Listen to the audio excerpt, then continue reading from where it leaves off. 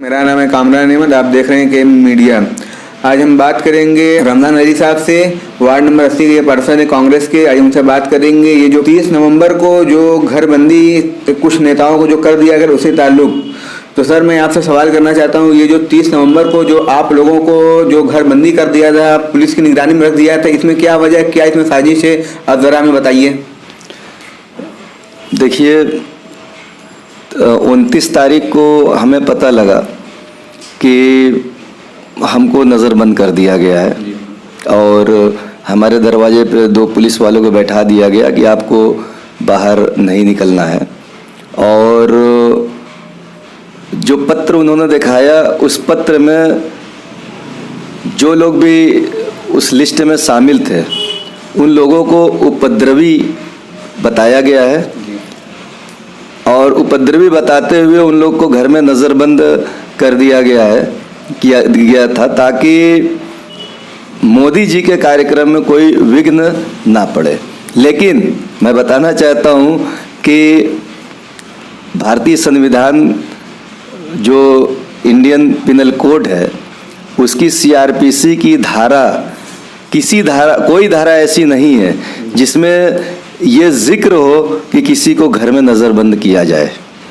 तो सर हमें आप ये बताना चाहेंगे, आपके एरिया से, आपके मोहल्ले से कौन कौन लोगों को घर बंद किया गया था? अब देखिए, मेरे एरिया से तो 22 के सरदार हाजी अब्दुल कलाम साहब थे और मैं था।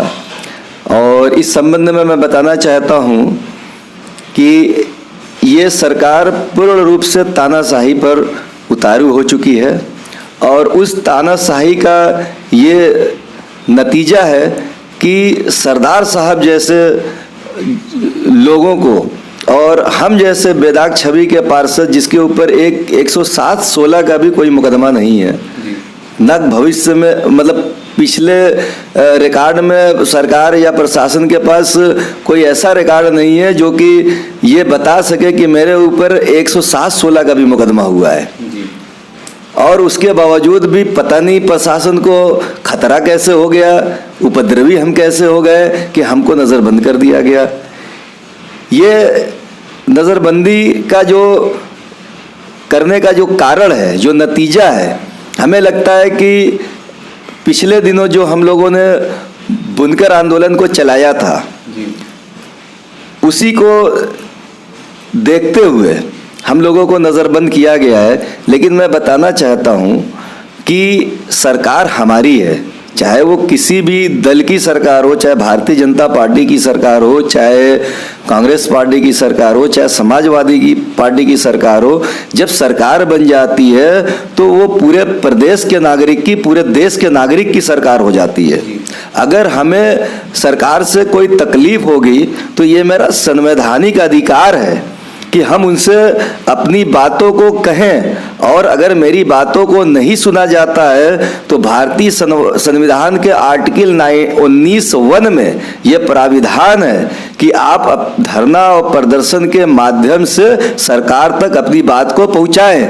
उसी संविधान के जो मौलिक अधिकार के तहत हम लोगों ने पिछले दिनों धरना प्रदर्शन किया और जो भी धरना प्रदर्शन हम लोगों ने किया, जो हमारे बुनकर भाई ने धरना प्रदर्शन किया, वो बिल्कुल शांतिपूर्वक था। कहीं कोई मतलब जो है किसी को उस धरना प्रदर्शन से कोई नुकसान नहीं हुआ और उसके बावजूद भी उपद्रवियों की श्रेणी में शामिल करना ये सरासर तानाशाही और निकम्मापन है जिसकी हम पुरजोर मुखालफत करते हैं। आने वाले दिनों में ये ट्रेंड बनेगा। अगर कोई सरकार, हमारी सरकार कांग्रेस की या समाजवादी पार्टी की सरकार आती है तो वो भी ऐसा कार्य करेगी। सर आपको जैसे कि जब नज़रबंद किया गया था, कि आपको कोई तकलीफ दी गई या फिर नहीं? नहीं, कोई तकलीफ नहीं दी गई, लेकिन 2 पुलिस वालों को लगा दिया गया था कि आपको कहीं घर से बाहर नहीं निकलना है। और उसी मतलब उनका मेन मानना यही था कि हम कहीं जाकर के मोदी जी के काफिले में काला झंडा ना दिखा दे या कोई विरोध ना कर दे। लेकिन हम क्यों उनका विरोध करेंगे? वो हमारे मेहमान हैं, वो काशी के सांसद हैं, देश के प्रधानमंत्री हैं, हमें उनसे कोई बैर नहीं है। हमारा अगर कोई बैर तो ना तो सिस्टम से, ना प्रधानमंत्री जी से, ना मुख्यमंत्री जी से, किसी से हम लोगों का बैर नहीं है।